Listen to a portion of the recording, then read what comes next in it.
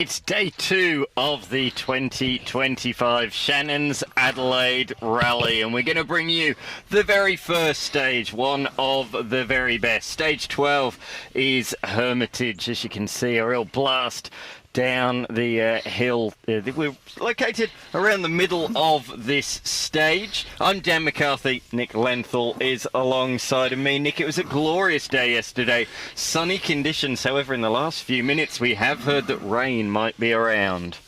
Morning, Dan. Morning, everybody watching. Yes, yesterday was a beautiful day. We actually, I think we got a bit sunburnt just in the commentary position. But today we've got possibly a little bit of rain on the way. Honestly, I doubt it's going to be very much, but nonetheless, we will wait to see what happens. If anything, it's going to make it a little bit slippery and a little bit more exciting, especially in the position that we're in with a very, very acute turn hard right on this intersection of Seaview Road and One Tree Hill Road. Absolutely.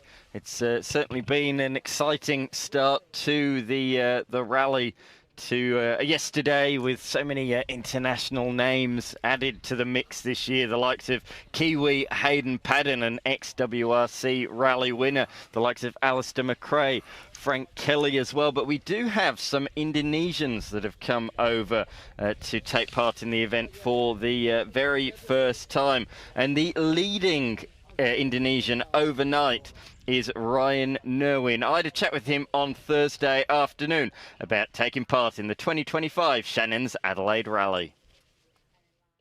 Nerwin, who's an Indonesian competitor and the actual current champion of the Indonesian Rally Championship. For you, here in Australia, competing for the very first time, it is. How are you looking forward to it? Well, I know it's going to be my first time doing international event, and it's my first time doing the Tarmac event as well. So I'm looking forward to it, but I'm hoping at least, maybe I can fight for the podiums. Let's see, but fingers crossed what's going to happen on the weekend. It's a really tough field, isn't it, with the likes of Alistair McRae and quite a few front runners in the Australian Championship. How do you think, the competition's going to be? Because lots of different cars. Well, the competition's going to be tough. The ERC champion is here as well. Hayden is here. The last year champions also here, I believe, Alex Russo. And Alistair McRae and everyone else who's been, doing this event. It's my first time doing this event, so I think it's going to be tough. But it's going to be fun as well. So looking forward to it, obviously. Talk us through the car. It looks immaculate. Yeah, tell us a bit about it. Well, this car was born in New Zealand, actually. It's GR Yaris EP4. I've been driving for this car since 2022. But this year, I got a new car in Indonesia. I'm doing rally with GR Yaris Rally 2 now. So I've got some good experiences with this car, but last year we've had many troubles with this car, but we've rebuilt this car this year, early this year, especially for this event. So hopefully it's gonna be good. You said to me just before we started interviewing, you're really looking forward to some of these stages, particularly on Sunday. Yes. Well, the stage 26, 28, it's gonna be fun because we just did the survey and recce last 2 days. So I think those two will be fun. Well, some of them it's going to be tough, but yeah. What do you think of the stages themselves and also the fact that it's now the biggest tarmac rally in the world? Well, thanks for the invitation actually. We got invited by the Adelaide rallies. 3 of us, 3 Indonesian drivers, representing different brands, so 471 rally cars. It's never been seen before, so it's gonna be awesome, I think, seeing all the cars doing the stages. Yep. Awesome. Thanks very much and best of luck for the weekend. Thank you very much. Thank you very much. Ryan Nerwin, the reigning Indonesian rally champion, certainly throwing a cat amongst the pigeons this weekend, and she finished the opening day in position number 11. So he did a mighty fine job yesterday, particularly considering, Nick, this is his first ever tarmac rally. And a lovely bloke too, Dan, as were all the Indonesian fellas. Ryan, of course, in the Toyota. Moreno and Riff in the Mazda, and Rifat in the Mitsubishi Expander, which is something we'll talk about later. It's not the normal rally car you know of. As we see the course opener, who's just coming through the stage to make sure that even at rally pace, everything is okay. And he'll go through as closely as he possibly can to the competing cars. So basically, as he crosses the finish line and says, yes, the course is green, it's good to go, they will start our first car. Yeah, absolutely. As you said, Ryan Nerwin, on all the Indonesians, they're representing different brands. We were particularly pleased with the look of that Toyota, the Fantastic GR looking car. AP4. Yeah, it looked amazing, didn't it? Yeah, so you'll see that shortly. And all those Indonesian cars are presented impeccably, but that Toyota just looks so good, doesn't it? It's really tough. It certainly is. Certainly is. So, despite the Toyota looking tough, it was the Hyundais that were flying. They were the ones setting the pace yesterday. At the end of proceedings yesterday, Hayden Paddon leads the rally by 63 seconds. So the Australian rally champion from New Zealand, he wrapped up the title just a couple of weeks ago in Tasmania. He leads the way by 63 seconds ahead of Alex Rouleau, who has also competed the full season in the Australian Rally Championship. Third place is best of the locals, best of the Adelaide-based drivers. Oscar Matthews, who sits a 2.5 minutes off the race, or the rally leading pace. It's pretty tight, though, between the next three drivers. So Oscar Matthews is only 23 seconds ahead of Frank Kelly in the Ford Escort Mark II. So our island represented there. And then we've got a Scotsman in Alistair McRae in another Ford Escort. He is a further 20 seconds behind that, so very tight between Oscar Matthews, Frank Kelly and Alistair McRae overnight. Jack Monkhouse sits in position number 6. He is only 20 seconds behind McRae and only 8 seconds ahead of Stuart Reid in the Mitsubishi Mirage. We then have Josh Redhead from New South Wales, a further 10 seconds beyond that, and then Tom Dermody and Oscar Lukash. So very, very tight, Nick, really, from third down to about 8th position. It's on very much for young and old here today. Very, very tight, Dan. And look, that might sound, 2.5 minutes might sound like a big gap for Oscar Matthews to Hayden Paddon. Bear in mind that Paddon's Rally 2 level car is a far superior machine to what Oscar is driving. And we're talking, in that 2.5 minutes, you're looking at probably 1.5 to 2 seconds a kilometre difference. That is not, that's a sneeze, that you're quicker than per kilometre. Car 701, Hayden Paddon, is in the start control. He would be ready to go right now, and I think any second we will see the cars head off on the start of the Hermitage stage. It's the very first stage for day 2, and we've got some fantastic stages in the northern suburbs today, and then heading to the Adelaide Hills in Stirling for the Wairoa Super Special. Only 800 metres, but put there specifically to get the cars up close to people. Very, very easy access. A pathway lining the entire length of the stage, so there's very good spectating. If you want to do some spectating this afternoon, head on up to the Wairoa stage, which runs from Aldgate to Stirling. Another spectator-friendly stage around the same time is Windy Point. You've probably got to choose one or the other, but if you are sort of in the sort of Mitcham area, Unley area, it's only a stone's throw to Windy Point. So that stage commences at 3:20 local time. You probably want to get there an hour before to get yourself a good spot to watch from. That's right, Dan, and bear in mind you can't drive up New Belair Road, Windy Point, to get there because the road will be closed for the rally cars. So you've got to find your way to Belair, and then probably your best bet is to go along Gloucester Avenue.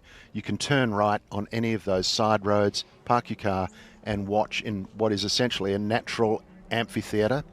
And we have the cars underway. Car 701, Hayden Paddon, has left the start control, and very shortly we'll see him, and I think I can actually hear him, Dan. Yes. He's not far away. Yes, you can indeed hear him, and he's about to appear on our images, so he is very much in the stage as we speak. And here he is, the rally leader, or dab at the brakes as he flicks it back through the left-hander down towards the hairpin. How is he going to approach it? Is he going to give it a bit of handbrake? He certainly is. Flicks around the rear to help with the rotation, get on the power as soon as possible, and then he blasts down the hill through the right-handed kink and then the tight left-hander. That was only a dab of brakes. That was a lot faster than I expected, Nick. Dan, we looked at that from here this morning and pointed out that's actually quite tight, and they would be accelerating very quickly from the hairpin as we see Alex Rullo coming through, just clipping the gravel. Down on the brakes. Is he going to give it a bit of handbrake? Oh, yes, he is as well. And that really opened up the corner for him. That meant that he could get on the power straight away, open up the left-hander and blast down the hill as fast as possible. And he didn't dab the brakes either. So I think, to me, actually, Alex Rullo looked ever so slightly faster than Hayden Paddon through there. Look at the speed, Dan, on this straight. Right down to the little bridge down the bottom. Here's Oscar Matthews using all of the road and some, clipping the gravel, and very, very hot into this hairpin. Using the handbrake, the four-wheel drive cars that don't like to turn. Very nicely very done. Quick. And he is, as we say, in third position, best of the local South Australians. He knows these roads very, very well. Frank Kelly, the Irishman, look at how dirty that is already. With Rullo and Matthews cutting through it. Oh, that was a bit sideways, a bit tail happy. Here comes Frank Kelly. How good does that sound? Hard on the anchors, smoke blooming from the rear tyres as he blasts down the hill. That sounds absolutely fantastic. Doesn't it, Dan? 360 horsepower of 2.5 litre Millington, naturally aspirated, no turbos here, 360 horses on tap. And here's my pick for the mover of the day, Alistair McRae. Oh. Opened up the corner nicely there and blasts down to the hairpin. Handbrake usage, absolutely, from Alistair McRae. Oh, he hooked that up nicely. He kept the minimum corner speed up as flames come out the exhaust as he hits the rev limiter there. Fantastic. A different choice of engine in this car and a different gearbox. It's a Samsonis, this is a KGP engine from Letterkenny in Ireland, built by Kevin Gallagher. As we see our local flamboyant driver, Jumping Jack, come through in the Datto. He's in position number 6 at the moment. He's only 20 seconds behind Alistair McRae, so he's very much in the fight with the escorts here today, Nick. So good to have our local guys be able to benchmark themselves against people from all over the world who have a very impressive CV that they bring along with them. He is an Australian Rally Championship regular, Stuart Reid, in his Mitsubishi Mirage. And I tell you what, Nick, that is so dirty and dusty already. These guys that are further behind on the road order are going to be losing time there simply because of the road conditions. Nice rotation there by Reid as he blasts down the hill. A little bit of a twitch there, a little bit of unsettling through the left-hander, and he's using the brakes a bit more than some of those that we've already seen.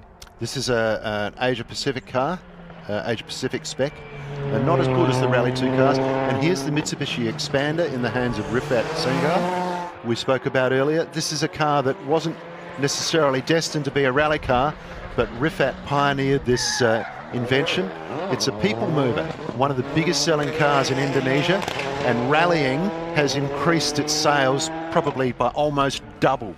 Well, he is a viral sensation over in Indonesia. He's got hundreds of thousands of followers, but the 7-seater, the 1.5 tonner, certainly a big beast around the Adelaide hills, that is for sure. Tom Dermody, a familiar name to those that tune into the Repco Adelaide Motorsport Festival, a huge rally nut, a veteran of the Adelaide Rally. The first person we're seeing, Nick, not to use the handbrake here today. as he goes down the hill. Currently he is in position just outside of the top 10 after day one. So he's had a solid start. Andre Lukasz has been a really good performer inside the top 10. I've been very impressed by him so far this weekend. SR20 Turbo in his Nissan 200 SX didn't use the handbrake. No. Just went for the wide line and then clipped the apex. Can't clip it too much because the road actually drops away about 18 inches as you turn. And this is Josh Redhead, I think, Dan. It is. New South Wales current rally champion. Very quick. Yeah, currently handbrake. Currently 8th Yes. in the event. Very nicely done. Oh, cocked up a right rear wheel there. These cars in tarmac trim, very, very stiff in the roll stiffness, and you can see the way it just lifted its inside wheel quite willingly there out of that hairpin. But great stage, been a stage in the Adelaide Rally since its very inception. So we see Matthew Selly, a multiple South Australian State Rally champion, coming through in his Mitsubishi Evo. He unfortunately did miss a couple of stages yesterday. He did take part in the final couple of stages, but as a result of missing those stages, he has slipped down to position number 16, a man that was comfortably inside the top 10 early yesterday. Clearly some sort of mechanical issue for him means that he's plummeted down the order. I definitely expect the local to move forward. Here is Ryan Nowin, the man that we just spoke to, the current Indonesian rally champion. How aggressive is he going to be under brakes through the hairpin? Oh, there he goes using the handbrake. Didn't initially take the bite there. He sort of understeered into the corner and then the handbrake came in as he blasts down the hill, as we say, just outside the top 10. He's just 8 seconds behind that Nissan 200 SX that we saw of Andre Lukasz. That's the fight for position number 10, and this man as well is only 15 seconds behind him in position number 12, so very tight at the tail end of the top 10. We've got everything, haven't we, in this category this year, Nick, from those Rally 2 cars, the Hyundais and the AP4 cars, the Toyotas, and then we've got the more regular stuff that we're used to seeing, the competition class cars, the 944s, the Nissans, and all of these different machines, the Ford Capri, and of course a good old-fashioned BMW. Oh, I don't know about old-fashioned, but Adam Kaplan, a very, very handy steerer in all forms of motorsport, has previously competed in this event in a Walkinshaw Commodore, a Mazda RX-7, and even a Gicotolo. You might need to Google that one to see what it is.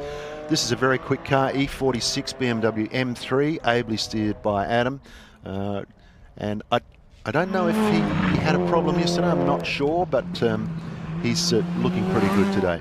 He's a former winner of the event in the 714 machine, outright winner in 2022. He beat Matt Selly by 21 seconds, but boy oh boy has the quality of the field lifted in the last 3 years, and yeah, he finds himself outside of the top 10. He had a challenging day yesterday, missed a couple of stages, so he's actually, Nick, outside the top 20 this year. Wow, that's been the order of the day. There's a few people missed stages, even in the challenge category, and Jonathan Moyer in the beautiful blue Mark II Escort built by Flash Motorsport in Melbourne is missing this morning. He was missing yesterday afternoon. They had an issue with a dry sump pump. Gordon from Flash Motorsport flew to Melbourne last night to bring back a pump. They're making up an adapter for it this morning, and we're hoping to see them on the Waroa stage this afternoon. And I, together with all the other Escort fans, will be looking forward to that as we see local driver Lockie Cox in the Mark I bubble arched Escort lifting a wheel through there. Quintessential Escort shots, still Pinto powered, and hammering it down into the... Oh, look at that front wheel. It wasn't the fastest through there. I think he did lose a little bit of time. He did, yeah. Got a little bit hooked up all of a sudden, but that's very much the old school Escort shot flying through, lifting the wheel, as we see David McDonough. Hang on to it, Dave. This is a very, very powerful car. It's a Ford Capri Piranha with a mighty V8 in it, ably driven by dual South Australian rally champion David McDonough, and he's having a little bit of Having a little bit of a getting to know you there with the handbrake and the power combination. You've got to time all these things just right to make it look as good as these guys do on the World Rally Championship. They are in a car every day at speed, and it's no coincidence that they look as good as they do, as we see Dan Bowden in the Mustang. What that's shown me is how dirty already. We saw the first few cars flicking up dust through there. If you're offline now around that sequence of right and then left, you are going to be in Struggle Street. It is filthy out there. Glorious sound from the Shelby Mustang. And Dan, it's a good thing that Sebastian Ogier isn't here today, because he would be complaining bitterly about all the pollution, he calls it, that the other people have thrown onto the road. As we see Zach Hegde coming down in the Porsche. Zach is a guy who was new to rallying a few years back, did this event and became besotted by it, took up gravel rallying as well, and he's having a good day out. He certainly How's is. he looking in the charts, Dan? Is he? Currently he's outside of the top 20.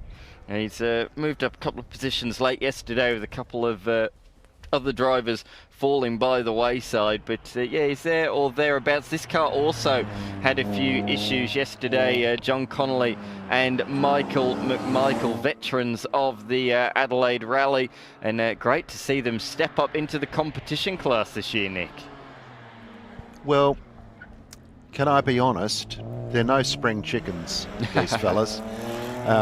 They're getting on in years, but plenty of experience between them. Michael McMichael has driven all kinds of BMWs in all kinds of events, and John Connolly is the motoring rider for the Australians. So John owns the car, Michael prepares it. It's a fair sort of a deal, I reckon. So we see Mike Lowe in his Fiat Abarth coming through. This car would have started out as a 500cc car. They were gradually increased to 1000cc for a motor racing series in Italy, and they dominated in every round back in their day. Yeah, competed in the comp class last year, the classic comp class, and did end up on the podium in the end in that category, but with so many escorts and the like, it certainly changed in the last few months, that is for sure. Go the escorts. Yes, absolutely. I thought you'd say that. Come on, John O'Moyer, get that dry sump pump going, and we'll see you this afternoon. But yeah, just going on to that topic of the classic cars, the Comp Classic is for cars 1986 and older. So so many escorts fit into that this year. It's a much different category to what it has been in recent times. But that does conclude the competition cars already. All 25 of them absolutely flying through. So we do still have some more timed cars to come in both Challenge and TSD. But between then and now, Nick, we will have the Tours. Unfortunately, all of our comp class cars and Rally Pro cars have gone through just as I'm beginning to see spots on the window of the commentary box. So it looks like that rain might just be threatening, but fortunately now, as the umbrellas go up and the hoods go up as well, we do have the Tours. Hopefully the rain will clear before the challenge class cars come out later on this afternoon. It's certainly been a very competitive field in challenge, and it's been very, very tight. And the final three stages are actually won by the Roberts yesterday in challenge. They sit overnight in position number 4, but yeah, they did very, very well late yesterday. The early stages very much dominated by the Sprys, Tony Spry and Lynette Spry. However, that did change over the course of the day. As I say, Tom Rogers and Stephen Rogers came home very, very strong, but they did lose a lot of time early on in the week, early on Friday's timing. That is the Mercedes course car, which signals the end officially of competition. And that's actually a pretty well-known gravel car in South Australia. That's a classic Mercedes 500 SLC coupe driven by Stuart Bowes, and Jeremy Brown I see is on the notes today, a very adept co-driver. They're just helping out for the weekend, but they choose to do classic gravel events in all states in Australia, and they do very, very well. Stuart pushes very, very hard. Quite often has Mark Nelson in the seat, and they put up a good showing wherever they go. They certainly do. Absolutely, they do. As we're looking forward to seeing all of these tours come on through. Bit of a different order today than what we had yesterday. For those that tuned in, we went straight into the Zagami Tour. That's not the case today. We're going to kick things off with the Solitaire Tour, Nick, firstly, and then we'll move on to BMW Mini, Zagami, Mercedes AMG, Porsche Centre Adelaide, Porsche Club, the brand new club, the Ferrari Club Tour, Hyundai Tour, Honda Tour, and then the main tour before we get serious again with Spirit Tour, and then Challenge, and then TSD. As we give you a look at some of our punters out here today. It's not going to rain, is it, fellas? No. Been good spectator numbers on all the stages, and this in particular is a very easy point to get to. You've missed the Rally Pro cars now in the competition, but you might save that for Wairoa this afternoon. We will be both doing the commentary and on the start line doing interviews for the Wairoa stage. It's a spectator special. It's only 860 metres long, so it's only going to take them a minute or so to go through there. But in that minute, a very compact stage of probably 6 or 7 good corners that you can watch the cars on, and you'll be quite close to them, not too close, but you'll be quite close to them, to be able to hear them in full flight and see them, you know, lifting front wheels and sliding through the corners and really, really hooking it up for the fans, and well protected by water barriers all the way along, as is the nature of the Adelaide Rally, to treat safety as its highest priority in everything it does. But that's a good one, and it's at 2:56 this afternoon. If you want to head out to Aldgate is the start, Stirling is the finish. You're best to go to Aldgate and find your spot down there, because in Stirling the stage is finished by the time it gets to Stirling, so you'd need to walk a longer distance along the side of the road if you come in from Stirling. Absolutely. Great to see so many people here down at the hairpin, particularly with the potential weather that is threatening. It's really good to see, Nick. I thought a few people might be scared away by the participation, but clearly that is not the case. They are hardy rally fans, aren't they? They're probably all from Wales and Ireland. But we do find, you've spoken to them over the years, Nick, a lot of people that come back year after year after year and sit right at the same spot they did. Yes, they do.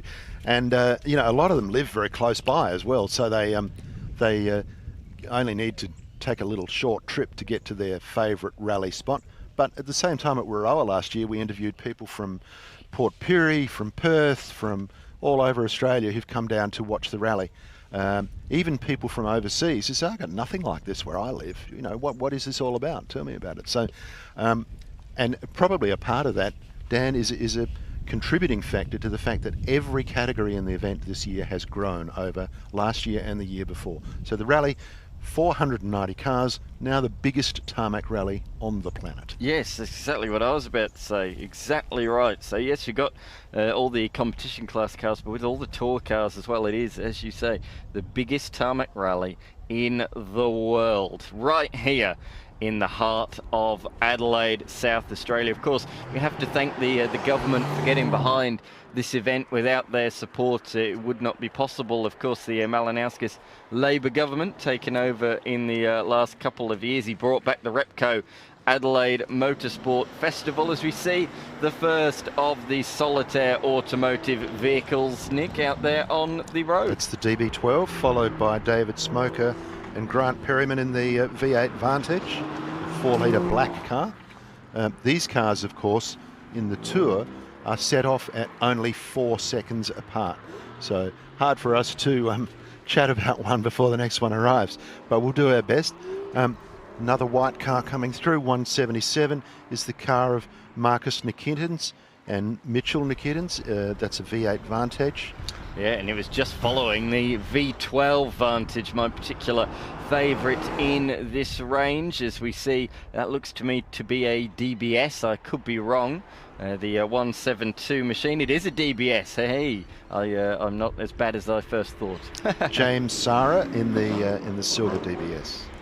How cool is that glorious looking They thing? are beautiful shape, aren't they, Dan? Every one of Absolutely. them is just a classic. 100% as we see the next of the Aston Martins coming down. That's Benjamin Allen behind the wheel of his 2025 current, that silver one right there, a current Aston Martin Vantage made and built this year. So that is the very most modern machine in the Aston Martin range. And we move swiftly on from the Astons to the Alfa Romeos, and that, Nick, was the first sign of a windscreen wiper. And it's the the very, very nice looking Alfa that's signalled first. Yeah, we had Richard Zanchetta go through in the blue Giulia Quadrifoglio, but the one we've just seen is the Alfa Romeo C4, because C4, another one, or 4C, another one of the brands of Solitaire, Alfa Romeo, together with Volkswagen, Audi, Land Rover, Volvo, Maserati. They've got the lot. Here's another one of those Giulia. Can you say it again for me? Quadrifoglio. Thank you. There he is. That's the 194 of Antonio Precipio.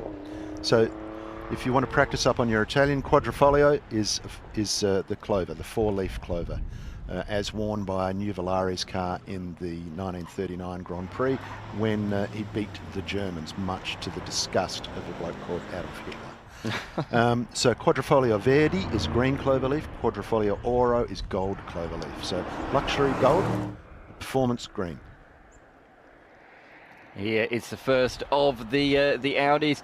Some people, Nick, might not be aware of what Solitaire is. So Solitaire, they do quite a few different, or they sell quite a few different brands of cars, don't they? They do. They've been around for a long time. They started off as a used car dealership on South Road, Rudy Ahama in charge, and later under the control of David Smoker, the managing director. Now they have many, many brands. Locations at Medindi for Volkswagen and Volkswagen Commercial, and at Hawthorne for Audi and Land Rover and Jaguar, and on Glen Osmond Road for Volvo and Maserati. Gee, that was a hard one to remember, Dan. You really put me on the spot there. I'm very sorry about that. As you see the little hatchback, that's the RS3 going through. We got the RS3 hatch and also the sedans that we've seen go through in recent times as well. And of course, RS is their very best sports models, so S stands for sport and S stands for rally sport. Of course, that was originally labelled on the back of the high quality Quattro in the mid-80s, and it's been, the RS tag has been on the very best Audis ever since. And the rally sport Fords, of course. In fact, my wife's Astra is an RS, but I'm not sure that it really meets the criteria. But it was, as we see car number 181 go through, that's the Jaguar F-Type of James Edwards and Bruce Pay. Bruce Pay, a medico who has had a long involvement with rallying, drove a Mark II RS2000 Escort himself, and has been involved in the medical backup of rallies over the years. We've moved on to the Jaguars now. Of course, quite a few F-Paces. We've got a couple of F-Types as well, and down here we do see a 2024 model F-Type. Philip Morris don't, and Narissa don't in the F-Type. They say that's British Racing Green. It probably is in the sunlight. It looks a little bit darker than that. It's missing out a bit today, yeah. In all my years commentating the Adelaide Rally, this is my fourth year doing it, third alongside of you. I've not seen a single spot of rain in all of those years. So really? Yeah, it shows just how beautiful the weather conditions have been at this time of year in the recent past. And this is the first little tiny few spots that I have seen in those years. And yesterday was a glorious day, wasn't it? A little bit overcast, first thing a little bit chilly, but once the cloud broke away, the sun certainly came beaming down and certainly made me bright red as always. Well, you remember, Dan, when we had the Grand Prix, the F1 Grand Prix, in early November, it was a lottery, wasn't it? It was, yeah. It was either 40 degrees or it was raining so hard that you had to can the race. Yeah, correct. Correct, absolutely right. Yeah, the very famous 1991 race that was the shortest race in F1 history until the Belgian Grand Prix took that from us, although I still think it was the shortest race in history because at least there was actually racing, unlike the Belgian Grand Prix in 2021 that didn't have a single green flag lap as they head down the hill. Yeah, now we've got a few BMWs, so that must mean, Nick, that we've moved on to the BMW Tour. I think we might have, Dan. And we just had the car 219 of Roger Haney and Khaled Hani, the M3 CS come through, 3 litre. The Tour leader car was actually driven by Craig Williams and Corrine Heimson, who's a well-regarded rally co-driver, and they take that spot of Tour leading every year. You find that, don't you? The regulars do come back and take their same positions. As we look at Jared Morgan in his M4 CS, that's a glorious looking thing, isn't it? Oh, he lost the rear end then, and the brake lights came on. Yep. He's certainly pushing the limits, that is for sure. Now we've got the distinctive grille, of course, that we now see on the new BMWs, and that's the 201, which is Anthony Pironi in a M3 competition. As we say, that is the new look, isn't it? All the new M models have that new grille. Good choice for today, an M3 competition. That'd be a very willing car to drive. Certainly would. The 210 of David Hunt we're looking at the moment in an M5 competition, Nick, from 2024. It's certainly grown in size over the years, the M5, hasn't it? It's a few years ago, still quite a lightweight machine, but the M3s and the M2s are as fast as what the M5 was only 5 or 6 years ago, and the M5s are quite a big beast now. It's devastating, isn't it, Dan? that cars just get quicker and quicker, and sometimes they get bigger and bigger, but we're looking at the Ferrari performance spec figures, and what was a supercar back in the 80s has almost pedestrian horsepower now, even though they still look fantastic. But you know, some of those modern Ferraris, the horsepower figures are just eye-watering. It's really hard to fathom how you can get that much horsepower out of a road car. That's right, it is, absolutely. Particularly with some of the cars that we'll see in the Zagami Tour up next. And another celebration of JPS. Indeed it is. Oh, running a bit wide there. Had to really work at the wheel there, did our Tour leader number 21. That is Matthew Simmons in his M3 competition X-Drive. And the Mini, Dan, the Mini of Cabaz and Bennett, the Mini GP coming through, car number 223. Very rude of us not to say, we've been talking about the BMWs, but it is the BMW and Mini Tour. It is. So we do have a few Minis in there. Of course, Mini now owned by the German brand, of course, of BMW, as the 213 negotiates the hairpin. Leif Hersey alongside Roger Wolf. That is a brand new BMW M2, that bright green, or as it says here, San Paulo yellow. And the 218 car of Benjamin Ganguly and Samuel Goodchild coming through, the M2 competition. And another Mini. The not so And mini it's a minis cab. these I think days. they had the roof down yesterday, but not today. No, not going to brave that one out. 224 car of Nikesh Goel and Marlon de Abreu. John Cooper Works convertible. Nice rare little car. Yeah, and here's another convertible coming down, another Mini, and that one is Mal Jonas alongside Annie Lowe. And that's a relatively old Mini now. That's from 2012, a Cooper S R58, and again that one also had the roof off yesterday. Now Dan, you've got that wrong. An old Mini is 1963 4, and they were called 850s. I had one. Like that one, like that BMW, about that era. Yeah, perhaps a little bit later. 633 CSI, gorgeous shape. Who's in that one, Dan? That's Chris Greening alongside Dan McHolm. I think they're both going to do a bit of driving duties in their Polaris silver machine. But that's one of the great things about this rally, Nick, particularly in the tours. We see that the co-drivers and the drivers do switch around. They are allowed, the co-drivers, to drive themselves, so they do a bit of a change. One will start the day, one will end the day. And here's our most flamboyant wheel choice colour of the day. That's the car of, I think it was 205. Yeah, our sole BMW M6 of Rodney Aquid. I actually said yesterday I didn't think we had any M6s, so there we go. I'm proven wrong as we move on now to the Zagami Tour, and we're going to kick things off with a big Lamborghini. And the Zagami Tour has a huge eclectic range of machines, from Ferraris to Lamborghinis, and that was a bit of a moment there through the hairpin for Tour Leader 15 out there on the stage. I can hear somebody else screeching the wheels through the hairpin. Tour Leader 15, that was Brad Johnson in the Lamborghini Urus.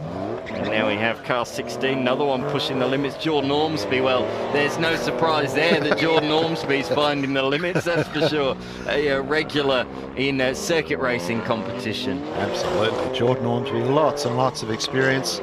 And he was sort of, he was having a bit of a dip there, wasn't he?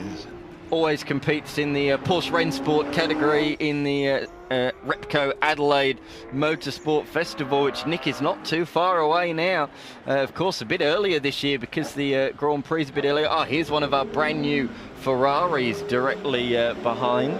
And what a glorious piece of machinery that is going through as we look back at the bright orange Lamborghini Urus. That is number 20. That is Peter Crombie Brown behind the wheel of that particular machine. It's not the only Urus in this category. We do have Scott Pye out there in a Urus as well. He is in the number 19. So if you see number 19 Urus, that is him. He's certainly been enjoying himself yesterday. Alongside Shannon Keeley as the 24 goes through, Lionel Skinner in his 2019 Porsche 911. And TF15 is a McLaren Artura. It's a very, very special car. Part hybrid, of course. And it's listed as green. Looks blue to me. Maybe the colour blindness is setting in. Down comes the Lamborghini. That's a Superleggera. From 2012. That's my era, that's my childhood going through there. That's one of my bedroom wall poster cars. How good does it sound? The V10 roaring down the hill. That sent shivers up my spine, that did. That was glorious. A Lamborghini, sorry, Dan, that McLaren Artura is one of those for sale at the moment in Adelaide. It's 500,000, so I can do the deposit. But 430 kilowatts from a 3-litre twin turbo, 340 kilowatts per tonne of power. Just listening to that on the down change. This is number 52, one of our new Lamborghinis out there on the stage. 52, Jackie Pye. There we go. In a Lamborghini Technica. Just pausing so you can listen to a Lamborghini, such as our want. And our need as well, Nick. Not just our want, but our need as well, as Ben Calder goes through in the 2024 BMW M2. As a modern Porsche comes through as well. We really are spoilt for choice in the Zagami Tour, aren't we? We are. There's Porsches, McLarens, Lamborghinis. It's all there. Got so many sponsors on board this year, Nick. Every year the sponsors list seems to grow and grow and grow as the entry list grows and grows in this event as well. Of course, we have to thank the likes of SA Motorsport Tyres. It supplies tyres located in Dudley Park. Here's a brand new Ferrari Romeo in the hands of Cheng Xing Wang and Lin Shui. Car number 36. I say brand new, that's 4 years old now. Beautiful car. 2021. They just don't date, Dan. No. The shapes are so good that and you wouldn't know what year it was, you know. I think that's one of the best looking Ferraris in recent times. I think the Ferrari certainly Very pretty. built a few lovely looking Formula One cars, and certainly their road range is fantastic at the moment. As somebody said to me once, and I think it might be true, when they're producing great road cars is when they're struggling in Formula One. And when they're struggling in Formula One, they're producing great road cars. So and at the moment they are struggling a little bit in Formula One, and they are designing some immaculate and fantastic road cars. So There's that famous line in the movie Ferrari, with the conversation with Enzo, when the operations manager said to him, well, we've only produced, 40 cars or something. And he said, what, this month? He said, no, this year. Here is another Ferrari, the number 42 going down the hill. That's Hayden George and Brad Power alongside of him in a 488 Pista. That's the top of the range 488, one of the later 488s made. Of course, the 488 is when they put in the turbo. Of course, prior to that, it was all naturally aspirated noises, such as the one going into the hairpin now, the 458 going through. Oh, Mercedes, look at that, an older spec sort of Mercedes. I think that was an SLS, the 69 machine that's just negotiating the hairpin now. AMG GT of Cooper, McDonald and Matthew. Yeah, it is an old in a traditional German silver arrow racing car. The 46, well, it should be Valentino Rossi behind the wheel of this one, shouldn't it? Oh, gee, you'd want to be pretty good to put 46 on the side of your car. Well, Andrew is the lucky man, Andrew Jordan, that does have that on the side of it in his F12 Berlinetta. Certainly a unique Ferrari, not the supercar style look that we have come to expect, and here is one of our brand new Ferraris as well. That's Victor Zagami in the Ferrari 812S. What a looker, Dan. Oh, certainly is. And that's only a couple of years old. Of course, Zagami positioned on Glen Osmond Road with was a Lamborghini Urus. I wanted to talk about this one, actually. I know, it's the Ferrari yes, brand Purosangue. new. It is indeed, Nick, and I did a bit of research on that yesterday because I was disappointed with how little I knew about it. So yeah, I did do a bit of research on that machine, and as you say, Purosangue, it's first built back in 2023. It's got an 8-speed gearbox activated by the flappy paddles, 6.5 litre V12 engine. Who says that we don't make big powerful engines anymore? And same with this one as well, the current Lamborghini heading down the hill as well. That's Dimitri in the Revoluto, and that's another V12 naturally aspirated engine, 5.9 litres. Couple that with the hybrid engine, Nick, and it makes exactly 1001 brake horsepower. Wow, now you're talking. I remember when Bugatti, with the Veyron 20 years ago, first car to ever reach the 1000 horsepower number. Most manufacturers do that with most supercars these days. It's quite a regular figure to hit these days, particularly with the hybrid power plants, Nick. Frank Grosser and Jeffrey Metcalf in the Aston Martin Vantage in a metallic grey. This is something a bit more old school. Look at how wide it is in the rear compared to the front. It looks quite bizarre, doesn't it? And those flutes, the Ferrari Testarossa, unmistakable car, 1985, Theodore Anastasiadis and Saba Hatami. 1985, Dan, can you believe it? You might it's think 40 years old. You might think that the mirrors look really high and weird. Well, they have to be high to see over the huge wheel arches at the rear of the car. If they were any lower, all you'd see is the rear wheel arches in your mirror. It's a unique design, that is for sure, and you can very much say the same about this. Oh yeah, it's gorgeous. Front-engined 1960s Ferrari. Car number 66 is the 365 GTB4 of Stefan Floriani and Anastasios Economos. 4.4 litre V12, beautiful thing. The Work lean. of art. The lean through the hairpin as he turned in. I've not seen that much steering lock, and the lean as he went through was quite notable, as well as here comes another brand new or very, very modern Ferrari just behind the Fiat 500. There it is on the screen now.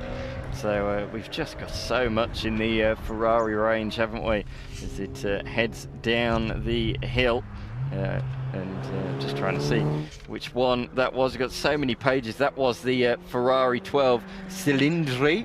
Again, a 2025 Ferrari. So cool to see these modern showcase machines heading through. And that looks to me like the end of the Zagami Tour, Nick.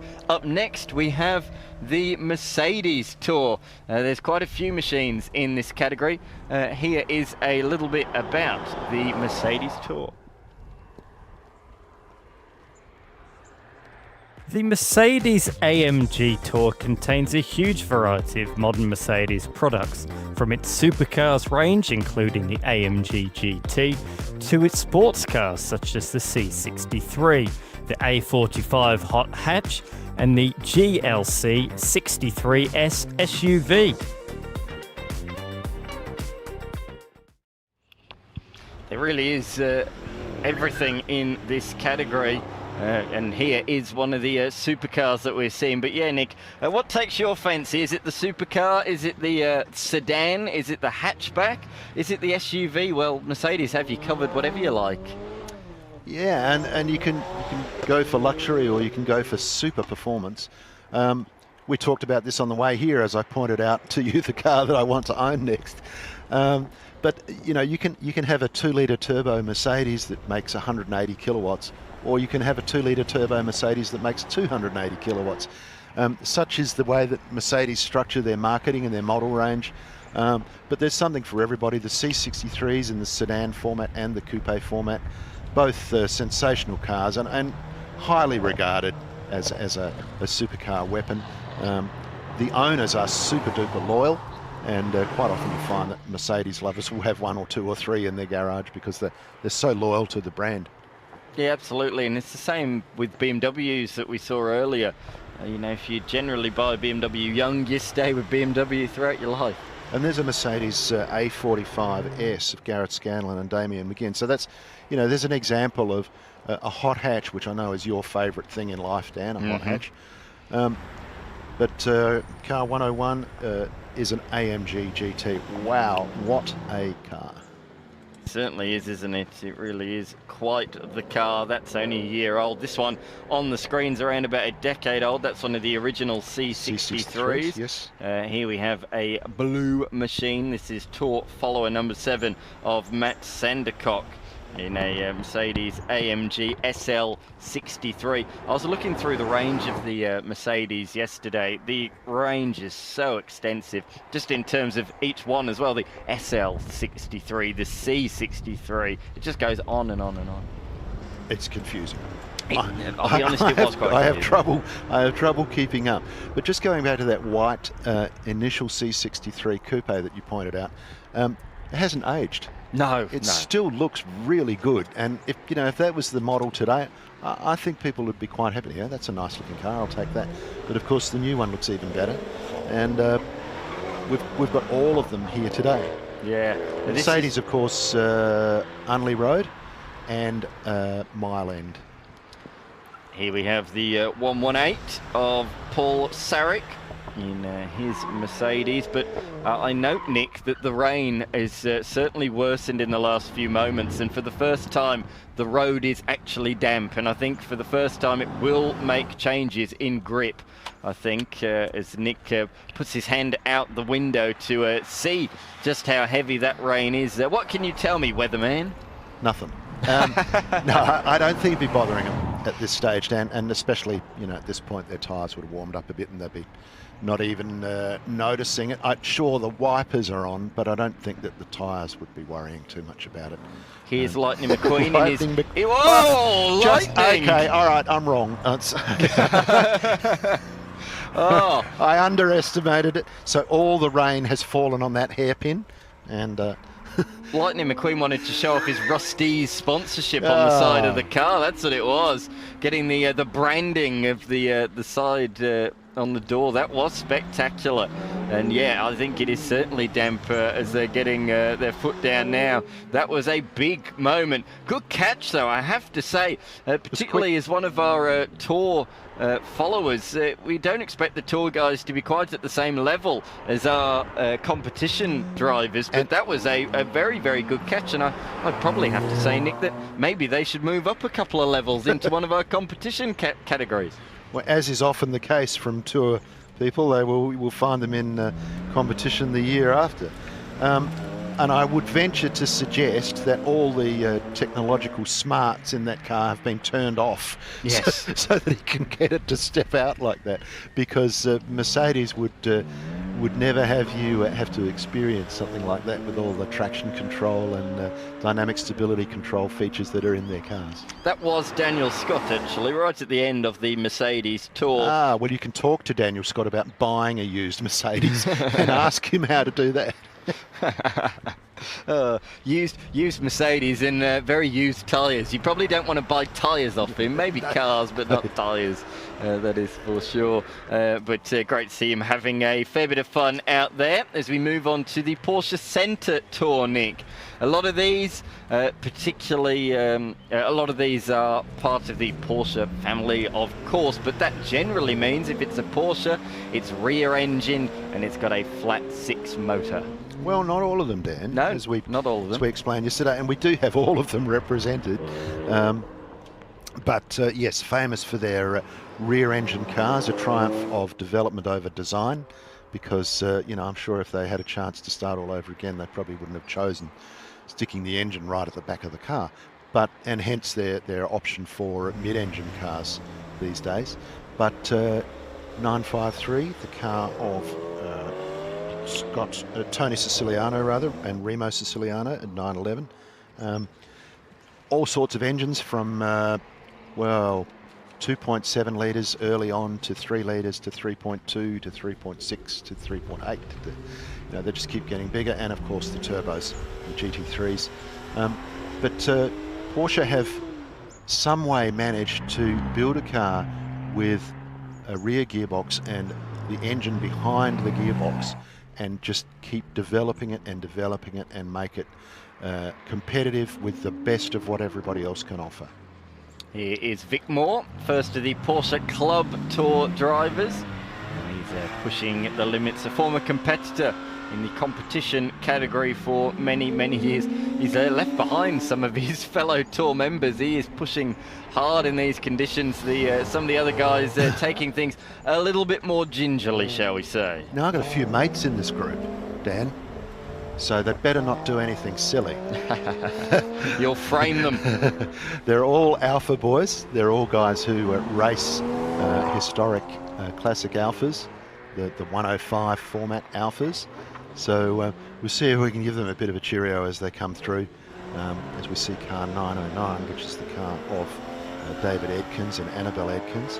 That's a Cayman GTS. So there's one of their mid-engine cars. Through they go. There is the 908 of Frank Vunarsis in a 911 997 Turbo.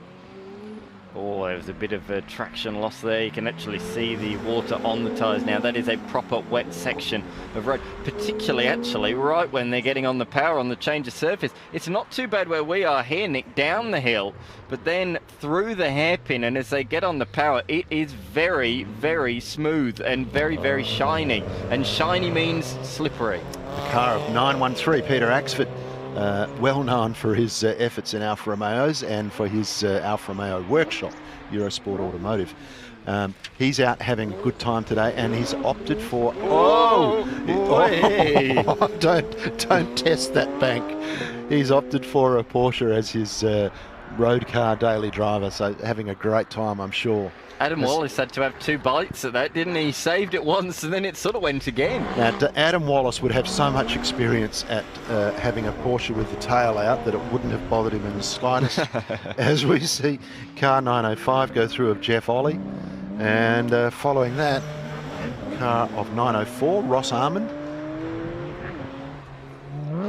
This is a 927 of Alistair Coles in a GT4 Porsche, Nick. A bit less power, and that's had great success in GT4 competition. A lot of the smaller cars, like the Mercedes 570 and the McLaren 570, they're all in GT4 rather than GT3 competition in the world of motorsport. Well, that's a soft top. Oh, got to be brave in conditions like that to have a soft top. I'm sure it'd be very much a 2000s type soft top. Yeah, fair point. Be almost as good as a metal roof, I'd say. Yeah, you do make a very valid statement there, Nick. Absolutely. Yeah, it's no MGA. Let's put it that way. There's a Cayman S driven by Roger Patterson, who's out there enjoying the sights and sounds of the Shannon's Adelaide Rally. So many sponsors jumping on board this year, and they're going down the bottom of the screen. Leader Computers, Bowden's, Nick. We haven't mentioned them so far this year. Bowden's Car Care Products, they've been a key sponsor of the event for a number of years. And a couple of new ones as well, including Orifel. He's the global developer and manufacturer of self-adhesive specialty films, materials and adhesive tape systems. As well, Colour on Demand, we mentioned them yesterday. They've done all of the printing, all of the stickers on these machines are from Colour on Demand. And certainly SA Motorsport tyres, you'll be wanting the wets probably later on this afternoon. But Leader Computers as well, Nick, have had a fair bit of work over the last few days. They supply all of the computers for rally control. That's a lot of computers, Dan. It is. If you've ever walked into that room, it's like walking into the LA Stock Exchange. There's so many computers in there. And we couldn't do it without their sponsors, and we also couldn't do it without the massive number of volunteers we have, which also has grown from year to year. I think we now have over 400. Yeah, that is correct, Nick. We do indeed have over 400, which is, as you pointed out, it's gone up nearly 100 in the last 2 years. We had about 325 a couple of years ago, and it's just really grown in the last couple of years. We had 320 in 2023, 375 last year, and this year 411 volunteers. That's nearly one volunteer per car, if you think of it that way, because we've got 489 cars, a capacity field of cars this year in the Shannon's Adelaide Rally. That is 68 more than last year. It's sold out, Nick. Capacity sold out 7 weeks ago. They couldn't do any more, Nick, and the reasons behind that was simply because there's only a certain amount of time we can close roads off without it being an inconvenience for residents. So we really did organise and schedule the rally to think about the residents and allow us to use their roads. We don't want to inconvenience them too much. We don't want to close their road off for an entire day. So really the capacity is around about that 500 mark. As we see, Nick, the Ferrari Club cars come on through, a brand new category to the Tour this year. And oh, what a category it is as we look at Tour Leader 19 going through. And that is a Ferrari GTC4 Lusso with a 6.3 litre V12 engine. Here, the 985, a 296, a Ferrari 296. Of course, it's got the V6 twin turbo charged engine, which produces nearly 500 kilowatts in itself, but add in the big hybrid and it produces so many more horsepower than that. By comparison, Dan, 982 is a 1983 308 GTS QV for Quattro Valvoli, so 4 valves per cylinder. When they went to that 3-litre 4-valve V8, 176 kilowatts. I feel embarrassed saying that with all these supercars here. But look, when you drove one in the day, you thought, oh, it's just fantastic. As we go to the SF12. Yeah, that's the car that was making all those glorious noises yesterday that we heard. Yeah. Let's see if we can hear it. I've just gone down past the camera now, but we are looking at the 987, the Ferrari California, which is now 15 years old, as is this one. Well, this is actually 20 years old. This is a Ferrari F430, 4.3 litre V8 with 360 kilowatts under the bonnet. It's amazing. 176 kilowatt. We sneeze at that now. But that was a quick car back in its day. But these cars were really the sort of end of the non-hybrid. You know, hybrid wasn't a word in 2005. You said hybrid to me, I'd go, what's that? That's a mixture of two things, isn't it? Which it is. Hybrid, that's effectively what it means, two things combined. Well, hybrid power has very much become the thing in recent times. This is one of our fully electric vehicles in the rally this year. This is a Hyundai Ioniq 5. As we move on to the Hyundai Tour, Nick, with some of the best I models there's Luke Mader, a front runner in the South Australian Formula V Championship, a former go-karter, has moved up into Formula V competition, and he's certainly enjoying himself out there in the Hyundai product this weekend. As the cars continue to come through. There's the 243, Nick. Of Hayden Spears and Lauren Spears, the i30N sedan in grey, and 244, the Lachlan Capel and Mark Capel car, i20N, a little bit smaller car.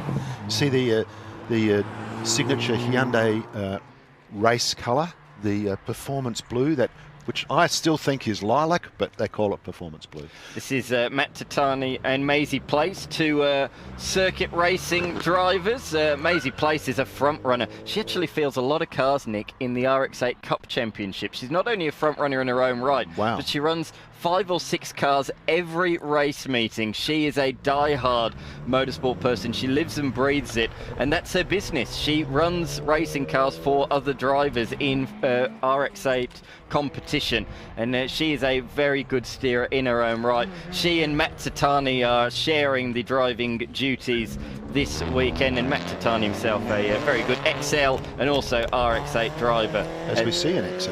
Yes, exactly right. Cameron Quinn and Lily Harkness. That's one of the hardest fought one-make race series you can ever watch, isn't it, Dan? It's like it's cutthroat. Oh, certainly is, and so many big names have come through that series in the last few years, and many of them still coming through. You've got to watch the XL series to know the big names, the stars of the future. It is the first real stepping stone out of karts, so many going into Hyundai XL competition, as we hear the first of the Honda Civics, Nick. TL22 is Martin Cuppy. He's leading this pack. Martin, of course, was a motorcycle, a Honda motorcycle dealer, and his dad, whose name escapes me right this minute, has raced historic Alfas for some time. Well, he had a dad anyway. No, his dad is still alive. He had one. His dad is still alive. But his Christian name just escaped me for a second, and I will think of it in a minute just to prove that I haven't completely lost my memory. But Martin is steering that car. And Dan has just completely lost it at my lack of memory. So let's pick out the next car that's coming through. That's unfair, Dan, to do that. That's the car 260, is the yellow S2000 of Scott Baxendale and David Coop. No, it's not. No, that's the 260, so the bright yellow S2000. It says it's an NSX and it's not. Okay, it's an S2000. they've had a change of car at the last minute. This is an NSX. And it's car 262 of Jeff Bills, who used to be a Triumph man back in the day. Thomas Stedkus.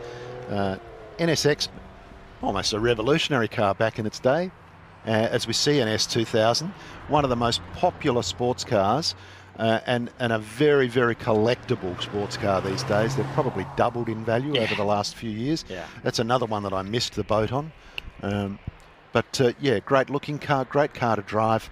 Made 168 kilowatts, I think, at about 8,500 revs without a turbo. So they were very, very good. They were making as much horsepower as a Subaru did with a turbo in their day. So through they go. And the Honda Tour, it's grown in size. It only debuted with us last year, and it's great to have them back, a category that's doubled in size. We've now got a dozen in the Honda Tour. And we move swiftly on to the main tour, Nick.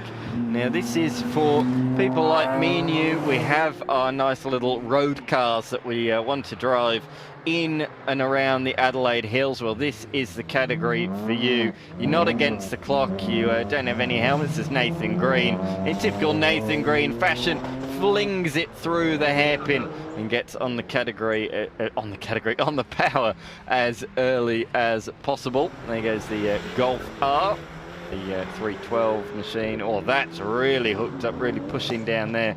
But yes, this is a category for the Joe Bloggses of the world that just want to have fun, get their car out there, and you can bring anything from a Ferrari to a BMW to a Golf to the Nissan that we saw of Nathan Green. It really is a class for anyone. It's just about, Nick, going out there and having fun in your road car. Now, Dan, I just had to go to my Facebook friends to find out. Ron Guppy is his name, is Martin's dad. And Ron, if you're watching this, my humble apologies for forgetting your Christian name. I had too many names running through my head, so I had a seniors moment for a minute there. But Ron Guppy, very keen racer of historic Alfa Romeo, and one of that group of guys who just can't be separated from the brand. I think you should be forgiven, Nick, because we've spoken a lot about how many cars we got in this rally. 490 cars. Double that, because of course each car needs a co-driver. That's 980 at that point. However, a lot of these cars have additional co-drivers that can't do all 3 days. So we have nearly 1,100 competitors in the rally this year. So I think you can be forgiven for forgetting one of 1,100 different names that we have to try and remember in this event. It is very, very hard. And that turns a good use of the handbrake there for Tour follower number 11. That's Engel, who, if memory serves me correctly, Engel was in a higher class a couple of years ago. I think he was in maybe a Challenge a few years ago. Could be wrong. In that car? Or? No, not in that car. No. That's another thing I'll try and think of today. But that was he came in pretty hot into that. He was having a good time. Absolutely. And up next will be the Spirit Tour, which, as the name would suggest, is a bit more spirited. And that will see some really, really fast drivers pushing it. Spirit Tour is a step up from this, so you can drive up to 120 kilometers an hour. You've got to have a helmet and safety harness. Oh, sideways there from the 330, the Mercedes driver there of Adam Finlayson, getting his AMG all sorts of sideways. Oh, a bit slow through. Almost came to a stop. Did the 319 of Mark Hamilton in his Nissan 200 SX. And what's caught your eye there, Nick? Toyota Yaris 325 is the car of Michael Veal and Angus Veal, the GR Yaris. Of course, the car that's dominated World Rally competition for a good number of years. We spoke a bit about it yesterday, didn't we? Who's going to take the title this year? Is it going to be the 8-time champion Sébastien Ogier? Can he equal the other legend of world rallying in Sebastian form of Sebastian Loeb? The other Seb. Yes, indeed. Will it be Kalle Rovanperä, the youngest ever world rally champion? Will he go out on a high? Of course, he's got Formula One dreams now. He's looking to move into open wheel machinery in Super Formula next year, before hopefully moving into Formula 2 the year after that. So can Rovanperä, the youngest ever champion, finish on a high, or will it be the bridesmaid? Can he finally get the big gold trophy at the end, the championship that he has desired for so many years? Elfyn Evans from Wales, a very likeable guy, a very humble guy, and look, I'd love to see him win it, Dan. I really would. I think 4 times he's been bridesmaid. And look, on his day, he's as good as anybody. Yeah. And that's proven by some of the stages that he's taken off Ogier. He's even put Ogier under pressure at the end of events. You said he's Welsh. When the conditions are muddy and wet, conditions a bit like these today actually, that's when Elfyn Evans comes into his own. So when it's like any day in Wales, yes, correct. He excels. The dirtier it gets, the better he is. That's why he was always good in Rally New Zealand when that was on the calendar. Yes, yeah. So you've got Kalle Rovanperä, a very naturally talented guy, just came out when he was 21 and won the World Rally Championship. In fact, I think it was before he turned 21, the day before or the day after his 21st birthday. Then you've got Sebastian Ogier. I think this will be number 9 world champion if he wins this World Championship. At number 9, yes, correct. He's going for. Yep. So his skill is undeniable. He is just so hard to beat. If you watch World Championship rallying, you'll always see that Ogier's car is the straightest out there.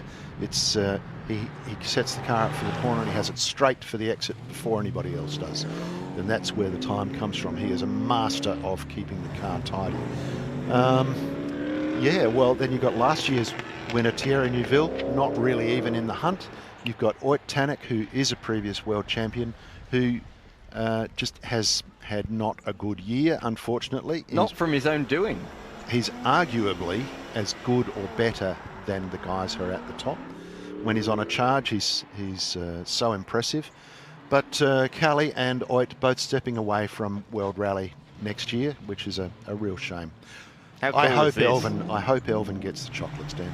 How cool is this? Holden Monaro in that sort of red colour. Of course, the Holden Monaros won the 2 editions, didn't they, of the Bathurst 24-hour race. Gary Rogers fielding 4 drivers in both of those years. Oh, it was such a phenomenal race. Of course, these days we have the Bathurst 12-hour, but this is one of your favourites, Nick, just at the top of the screen. The Hellcat. The Dodge Hellcat. And here is the Morgan 8. Now, I missed this car yesterday. This is a modern iteration of a Morgan with a V8. They actually used a number of different V8s, so I can't tell you which one it is, but very, very cool car. One of my favourite features is the windscreen wipers. 3, there they go. That's fantastic. 3 little ones. Oh, I could watch that all day. That is hilarious. Morgan, of course, famous for hand building cars and, you know, wooden floors in the original Morgans and wooden frame. I once dealt with a guy who said he visited the Morgan factory and it was the only time his own workshop had ever looked tidy when he saw theirs. TL14 is the BMW of Carl von Sanden and Alexander Visentin. Now, these fellas did this event some years back in a Porsche 944, and they did very well. They won their class, and so much so that Carl took on writing pace notes for the rest of the competitors, and probably a lot of guys used his notes. So Carl von Sanden, I'm not sure if he still lives in Adelaide. He did, but he moved further afield. And here's your mate now, Greg Murphy, in the truck. Here he is indeed, and his co-driver, Gary Reid. I'm not sure, I think it might actually be Gary behind the wheel at the moment. Oh yes, loving that, the handbrake. Oh no, he's come to a complete stop. That wasn't particularly well executed there by Gary Reid, but nevertheless, he's had a ball as Gary, and so's Greg, to be fair. But Greg Murphy drove all of the stages yesterday, handed the keys over to Gary, and what happened, Nick? They ran out of fuel at the end of the day. They didn't complete the last couple of stages because their fuel gauge wasn't working and they forgot to fill up with fuel. And not only that, they got fined for speeding because Gary had driven the car too quickly, so he promptly got a fine from the organiser. He said they're pretty quick to recognise that. They noticed that pretty quickly. But he said huge props to the organisers, the fact that they are on top of that so regularly. Isn't that great that they got his money immediately? Yes. That's really good. Of course, these categories are speed limited, and it's no joke. If you exceed the speed limit, then they'll have a chat to you. They might fine you, and if you do it more than a few times, they might even exclude you from the event. Correct. Here goes Austin Power's car. Oh, behave is the number plate on that one. And those two guys, Greg Murphy and his old mate, have been fighting like schoolboys all the way along, haven't they? Yes. They're arguing constantly. It's a classic boys' weekend away. Yeah, Gary Reid heavily involved in Repco and with that particular machine, and of course Greg Murphy, a huge partner with Repco these days. Of course, he was in the Repco ad prior to the Bathurst 1000, and of course Repco jumping on board with the Repco Adelaide Motorsport Festival, of course. as we can see. Look at the rain now. You can see it in front of our hardy fans. The rain is falling down hard as we await Spirit Tour. So that has concluded the main tour. Up next we have the Spirit Tour. So what's the Spirit Tour all about? Well, here is a little bit of a package. Redefining the spirited drive. Spirit Tour is a non-competitive class. It remains untimed and is monitored by rally-safe devices. This category is open to any cars. On stages, competitors may travel up to 130 kilometers an hour. Due to the increased speed, helmets must be worn and cars are released at 30-second intervals. This is a brilliant class to test the water and see if you'd be interested in competing in the Challenge, Competition or TSD classes against the clock in future years. Here is the course vehicle just coming through before the first of our Spirit Tour competitors. So we'll get things underway. But yeah, Spirit Tour, a bit more serious is the tour. Looking forward to seeing these machines come through as it was articulated in 30-second intervals. So that will be just a few moments away. The rain is absolutely pouring down at the moment. This is the worst it's been all day long so far. So this is going to really test the Spirit Tour drivers and, of course, following that, the Challenge drivers as well. Look at how wet it is there, particularly on the exit of the corner and just underneath the tree. And yeah, it's been a eventful weekend so far. We've got so many international visitors, one of which is Alistair McRae. Of course, the McRae family, so well known in rallying circles. And this is what he had to say about the Shannon's Adelaide Rally. In front of a stunning red Mark II Escort with Alistair McRae. Alistair, welcome to the Adelaide Rally. Yeah, thank you. It's great to be here. As we were talking earlier, I've done the tour event a long time ago, so to come back with a pretty good Escort is I'm looking forward to the event. You ready to have a bit of a lunge at it this year in a competitive car? I understand it's been a little while, little break between drinks since your last competitive outing. Yeah, I think my last competitive would be before COVID, and then during COVID Max turned 16. So focus changed. He started rallying and I started kind of managing him and looking after him. So that's a long time since a proper event. I've done a few Goodwoods and Rally Legends, which is a bit of fun, but certainly a long time since I've been in an Escort and in a proper rally. So can't wait to get started. We'll talk about Max a little bit later, because Max, of course, did this event a few years back. In fact, when I was competing in the event, Max did it. But I just want to go back even further to growing up in the McRae household. No pressure. As you were becoming a teenager, your dad had just won his 5th British Rally Championship. What was it like being part of all that? Yeah, I mean, for me it was just normal. My dad he had the plumbing business, but he would disappear off in rally, and obviously whenever we get the chance to get out of school, which was easy with my dad but not so much with my mum, we'd go and watch rallies. So no, it was a pretty normal upbringing. I think when I turned kind of 17, I was still heavily into bikes, motocross. Dad was obviously just finishing rallying and Colin was getting started, so it was all pretty normal. And you went on to win a British Rally Championship yourself, just to even up the score. So in going back to those old days, you actually competed in the RAC when it was basically a marathon event that covered most of England. What are your memories of that event? Yeah, I mean, obviously very good. My first RAC was 91.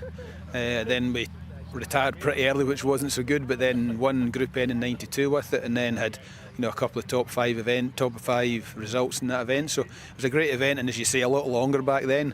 You did the Sunday stages, which were all the kind of, we called them the Mickey Mouse stages, the stately homes, and then you had 3, sometimes 3.5 days of full-on rallying right around the UK. So it was they were much longer events and great fun. Yeah. They were fantastic events. In Australia, of course, it was very, very hard to get any kind of TV coverage of those events back there. But then around about that time, you helped to pioneer Hyundai's foray into World Championship rallying.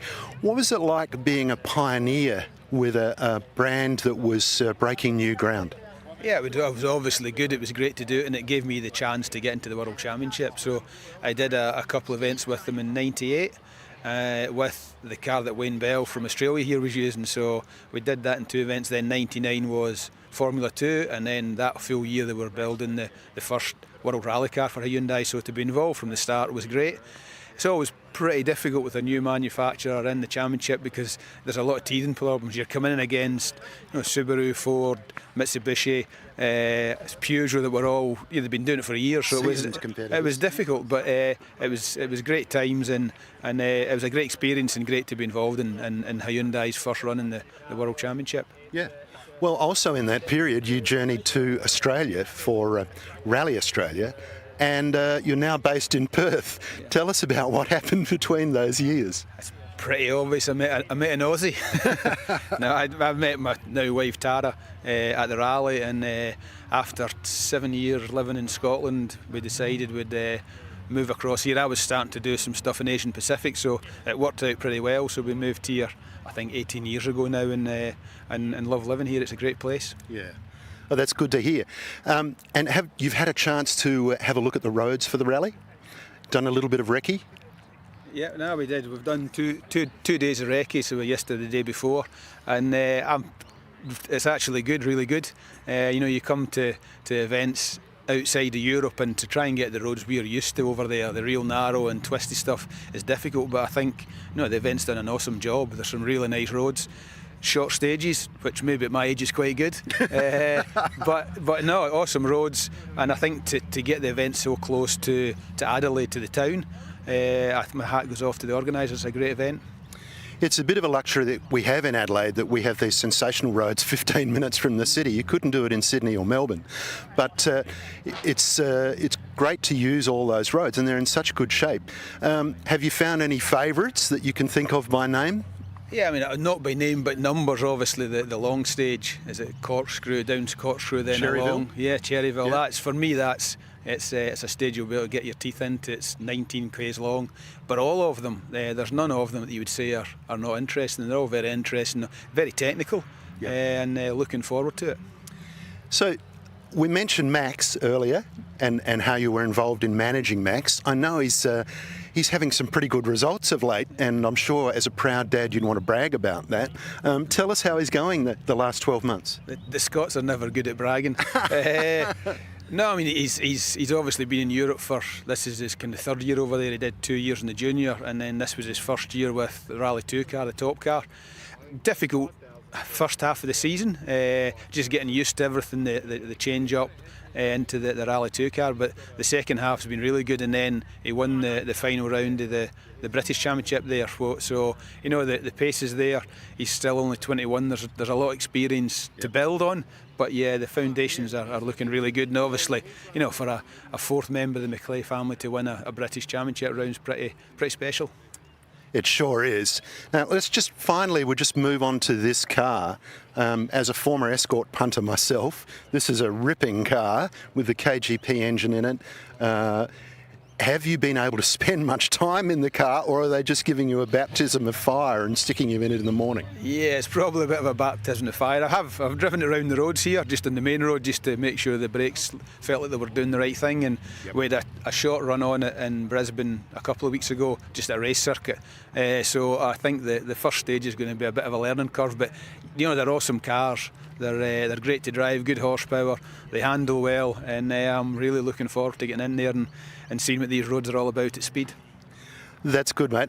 And look, we are hoping that you have a massive lunge at this. You've got 25 great competitors around you. There's a lot of local knowledge that you're up against, of course.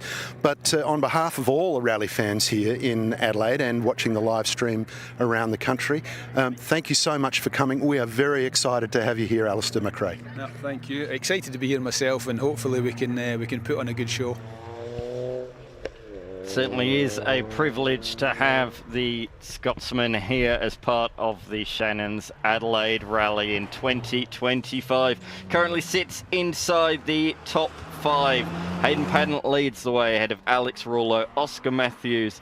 Then we have Kelly and McRae in position number 5. As you can see, conditions have certainly worsened since you last saw us before that interview. You haven't missed much, only a handful of cars have gone through. That was the biggest moment certainly that we've seen so far in the wet conditions. So Nick, certainly grip is not at the forefront on top of the tarmac at the moment. This has changed very quickly, Dan, and there's guys that want to be really on their game. This is probably the worst situation when the road is shiny.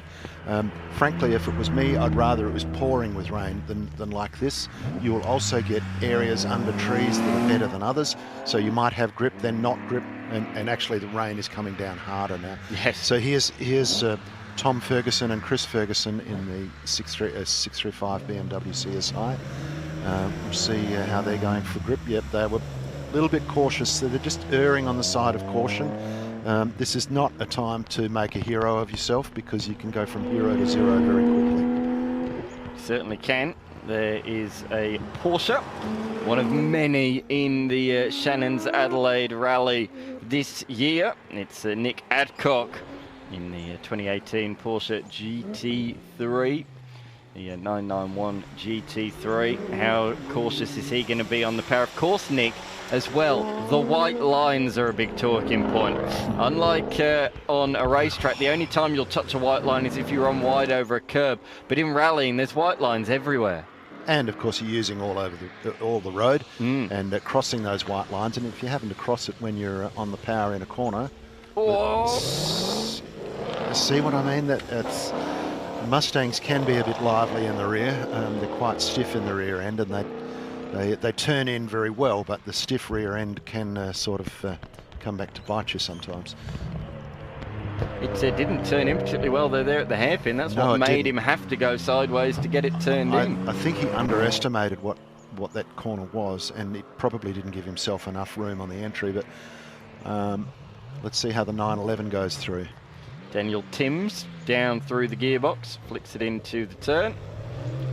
Nicely done. That was much smoother, much nicer. He's got the window ajar. Well, he'll certainly be getting quite wet in there now, I imagine. Yeah, but you can see these guys are erring on the side of caution for the most part. I was going to say, I don't think Willa Wachop is. That is fully committed down in the braking zone, but this is a perfect car, I think, to have in conditions like this. Isn't it? Yeah. Short shifting down the hill. Of course, they are still speed limited in the Spirit class. It's limited to 120 kilometers an hour, as that package said just before. But down through the gears once again. This is the 440 machine, so they're in all sorts of order today here in the Spirit Tour. 440 is Russell Muldoon. This is an in-between class, Dan, because still speed limited to 120 kilometres per hour. You've got some safety requirements. You're not timed, but you are at 30-second intervals. So you can get to enjoy the road a bit more. You're not going to catch the guy in front. And it's going to give you more of the concept of what it's like to be in the competition side of things. As we see the Carrera 2 go through, it might be a Carrera 4. You can correct me if you want. Later on today, Nick, we head to the Wairoa stage, a little street stage between Stirling and Aldgate. It debuted back in 2021, and it's been a huge success. The 5th running of that stage will be later on, a very friendly spectator stage. If you live in the Adelaide Hills, we highly recommend you go and visit that one. As you look at the EA Falcon, this is the first time this EA Falcon has not been right up on the gearbox of a car ahead. So Michael has been driving very fast so far this weekend, but in the wet conditions has decided to just pull it back a little bit of a notch in his ED Falcon XR8 Sprint, which at the time was a fantastic machine, wasn't it? He's nicely on the power there, nice and smooth, but certainly not pushing as much as he did yesterday. As Jamie Coleman comes through in his Subaru WRX. Billy Coleman, of course, famous driver from Ireland, and I see that his co-driver is Ireland. So Coleman and Ireland. Get it? You see what I did there? Yeah. It's hilarious, Nick. It was, wasn't it? Yeah, I should be on the radio. No, he was actually he was pretty committed to that intersection. I was quite impressed with that, probably more so than the others, because as I said, this is shiny and it can be very slippery very quickly when it's like this. 417, I can count, 417, Josh Kent and Samuel David in a older Subaru STI Impreza down the hill, taking things a little bit more gingerly. I love the pink look that this car has gone for. It looks great. It looks really good. Someone's a bit of a graphic artist, so that they like their endless brake pads. That actually neatly brings us on to something we haven't mentioned. The charity sponsor of the event is always pink emblazoned on the machines. You might see a sticker, of course.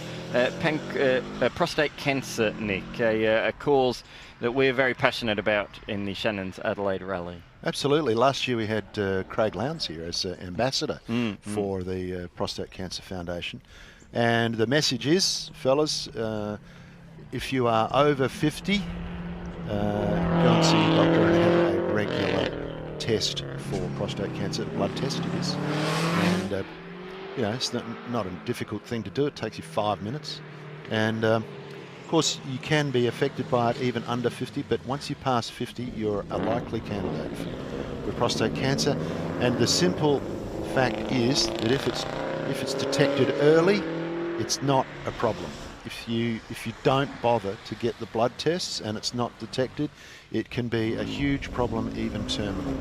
And that shouldn't happen these days with the access we've got to the various tests. Absolutely, yeah. But make sure you go and get yourself tested.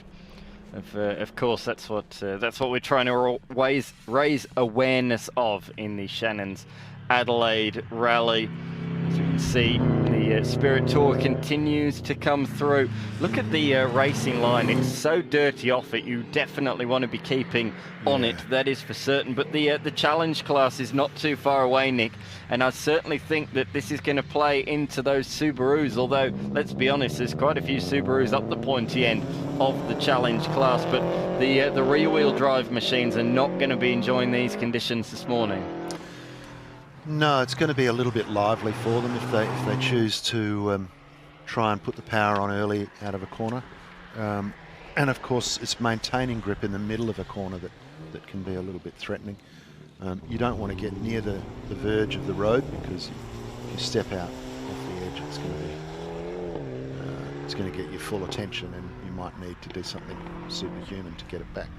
I have a couple of updates that have come in the last few minutes, some stage times and some overall results, and I can report that Hayden Padden continues to lead. He's extended his lead in the last 3 stages, the first 3 stages this morning, and his lead is out to 73 seconds, so a further 10 seconds has been pulled. Matthews remains in position number 3. He's actually closed ever so slightly. He's now 2 minutes behind. I think he was a little bit beyond that. So these conditions have suited the Adelaide driver. Then we have Frank Kelly. He remains in 4th. He is 20 seconds behind Matthews, and McRae is closed in. He is now just 16 seconds behind Kelly. You said look out for him, Nick, and you are very much correct. However, the gap between McRae and Redhead in position number 6 has increased by quite some margin. So wow. Matthews, Kelly and McRae have really pulled a margin. It's now 51 seconds over 6th place Redhead. So, okay, so that it's increased in McRae's favour. Yes, correct, okay. Yes. So how close is Alistair McRae to the car in front? 16 seconds, and he's only 36 seconds behind Matthews as well, so very tight, 36 seconds between 3rd and 5th. Beyond that, so Redhead in 6th, Reed in 7th position, Dermody in 8th position. Nirwan has moved up very nicely into 9th position. He has overtaken both Lukash and Monkhouse in the first couple of stages today, and actually Jack Monkhouse is the major loser here this morning. He has fallen from 6th position outside of the top 10. Jack Monkhouse in the Datsun has fallen down to 12th, Nick. That's that's sad for Jack. He's a very flamboyant guy, a real crowd pleaser, and he's got a huge fan base in South Australia. So we'll have to find out what it was that caused Jack to drop down the timesheets, because it certainly wouldn't be his driving. No. It would be a mechanical gremlin, or maybe a little indiscretion that he's had. That was a closing car number 12. Was that? ST Leader 2, so Spirit Tour Leader 2. Ben Auld, yes, in the GT3. He can steer. Yeah, and didn't it look terrific coming down? It's just so composed, like, and in the wet too. You know, it's actually a little bit wetter now, and I think that's probably a good thing, because now the grip level is probably a bit more constant, rather than iffy. Although you can see the wet patch and the shiny patch and the dry patch. It's particularly shiny right down here at the hairpin, isn't it? This is where it's really at its worst. Yeah. So you commit to the brakes when it's not too bad, and then when you're in the braking zone is when it's really at its worst and through the hairpin. But you've already committed to your braking zone. You can't change your mind and think, oh, I should have broken 50 metres earlier. No. You're committed at that point. Yeah.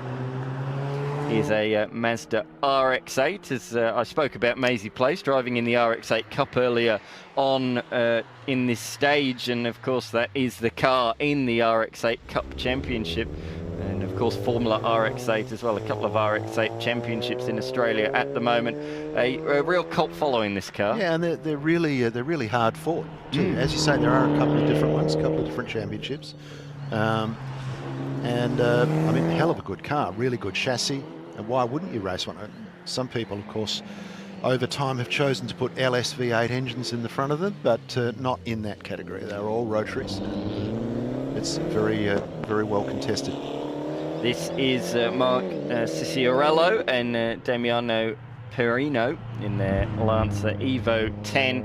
Of course, the Evos and the Subarus were the dominant class in production car racing not that many years ago, in the early years of the Bathurst 12 Hour, before it became a GT3 race. But oh, that's a big understeer, a huge boat full of understeer. That looked like a boat trying to dock at the ferry terminal there. That had very, very poor steering, a lot of steering lock and not a lot of turn. Jason Sears there finding out exactly what the grip level was. Substandard is what it was. Focus RS coming through, 428 is the car of Michael Galash and Alice Cross. The Focus RS, popular choice for rallying all over the world. Down the hill, very early down through the gear changes. A manual gearbox, you can see him actually going down through the gears. You can see he had one hand on the wheel. Good old-fashioned manual, Nick. You can't beat one on a heels run like this one. And you notice that he didn't ask anything of the car when he did the turn in there. He had all the braking done, all the speed washed off, and he just steered it through. We haven't really spoken much about this stage, Nick. Where are we? Hermitage, you're a former competitor in the rally. Talk us through this stage, one of the real classic Adelaide rally stages. And not one of my favourites either, Dan. It's very technical. It's hard to be quick on this stage. There's a lot of corners over crests in the first part of the stage. They're not big crests, but you can't see the way the road changes direction, so you've got to drive to the note to do it. First part is a little bit twisty through here, then short straight to our hairpin, which we're watching now. And then we've got faster corners as the road goes downhill quite quickly. It's quite steep. So you're going to make a lot of power down through here. You go through a little narrow bridge at the bottom and then back up the hill through some nice corners, nothing too threatening. And the stage finishes before we get to the T-junction of Hannaford Hump Road, which itself was a very famous road on gravel back in the End Rust Rally days in the 70s. I'm dating myself. But strangely, this road has a bit of history about it. This is where the first international motocross event was held in Australia, down here at Snake Gully at the bottom of this hill as we're going down here, and I think that was about in the 60s. And the Sporting Car Club in the 1930s, nearly 100 years ago, ran a hill climb back up that stretch of hill, which, as I just said, is quite steep. So a 1930s car, that would have been a bit of work for it to get up that hill. But Yeah, a lot of history for just one little stretch of road in South Australia, and it's good that we revisit it in this way. Yeah, absolutely. Where we were yesterday at Cherryville, a little town that was established in the late 1800s and had an old little post office there until the 50s. But yeah, so much history here on the Adelaide Hills roads, that is for sure. And all the towns we're visiting later on today when we're at Stirling, a town with a lot of history, and also Strathalbyn as well tomorrow with the Strathalbyn Town Stage. Strathalbyn's Town Stage tomorrow. Whoa! See, That was a big lose there. I think he just put the boot in just to see how much grip there was, just to see at what point it was going to let go. That was his test session for the next corner. The answer was no grip at all. There's a bit there, but you know, you get the limited slip kick in and see how it's going to work. So tomorrow, 2 runs through the very short Strathalbyn Town Stage, which after all is a spectator special, as Alistair McRae called them, the Mickey Mouse stages, but nonetheless very, very important in taking rallying to the public, because sometimes rallying is a little bit remote and it's hard for the public to get to the rally. So let's take the rally to the people in one of the prettiest towns in South Australia with a great history. I'm sure lots of people will come down for lunch at the proliferary of coffee bars and pubs at Strathalbyn. The Alexandrina Council, very, very happy punters of the rally over the last few years. It's increased their retail trade in the town dramatically for the few days. And of course you've got all the rally guys, 400 rally guys going down doing their recce and having to stop at the bakery for a pie and a donut. So they'd be pretty pleased about it. But yes, Stirling is Strathalbyn is a very big stage. There'll be a lot of people down there. We also have a show and shine on the lawns of the Angus River banks, and I'll be interviewing a few people there and talking to some of the entrants in that who are displaying their cars. We reckon it's a $200,000 benefit to the town of Strathalbyn. We don't reckon, that's what we've been told by the event organisers. Yeah, and that's why they asked us back, of course, as we see the old school Alfa Romeo Giulietta coming through. Well, what's funny, Nick, is we went the first year in 2023, run the stage once, and it was such a success we decided to run it twice last year and have a lunch stop in the middle as well, and the show and shine competition in between, and the same again this year as well. It's become so popular that we do run it twice and we have a lunch stop there. So it's a full day. If you want to see these rally cars up close and personal, I think that is the best place to go and do it. Make sure you head to Strathalbyn. Yes, it might be a trek for some of you southeast of the city. Of course, it's quite far southeast of the city, so if you're not southeast of the city, it might be a bit of a trek, but what I'm trying to say is it is well worth it. It is a day full of action. It is. For everybody. And you don't have to be a rally tragic to go and watch it. You know, so if your family are saying, yeah, Dad, we don't want to go and watch rally cars, there's a lot of other things you can do. There's the Gilbert's Motor Museum down there. Ben Finnis's collectible classics business will have some interesting trinkets for sale down there. There's the statue, the Kenny Blake statue, which is made entirely of mechanical components to commemorate the efforts. Oh, very good. See, told you they were testing. That's John Wills to and Tom Black. Commemorate the efforts of motorcycle racer Kenny Blake, who was a resident of Strathalbyn, and it's the statue is only a few paces away from his favourite watering hole in the town. That's a great thing to have a look at. It really is so impressive. It's only probably 40 years ago that it was erected in the town, but there's a lot to look at, you know.